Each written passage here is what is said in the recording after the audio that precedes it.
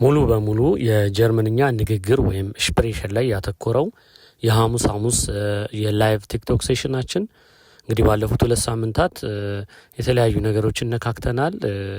እንግዲህ ዛሬ ደግሞ ማታ 21 ሰዓት ላይ አዲስ ቶፒክ ይዤላችሁ እመጣለሁ። ከሱ ጋር በተገናኘ ደግሞ እንግዲህ ስፕሬሽን ላይ ገስት እየገባችሁ የምትማሩት ጥሩ አጋጣሚ ይሆንላችኋል።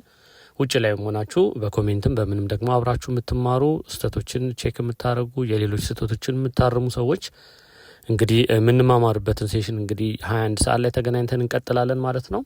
ስለዚህ ሼር ለማድረግ ሞክሩ፣ ብዙ ሰው እንዲጠቀም። የትምህርት ቻናል ስለሆነ ብዙ ጊዜ እንደ ሌሎች የሶሻል ሚዲያዎች ብዙ ታዋቂ አይደለም። ስለዚህ በተቻላችሁ አቅም ቢያንስ የሚፈልጉት ሰዎች ጋር እንዲደርስ የበኩላችሁን አስተዋጽኦ አድርጉ። 21 ሰዓት ላይ ተገናኝተን ትምህርታችንን እንቀጥላለን። መልካም ቀን ይሁንላችሁ።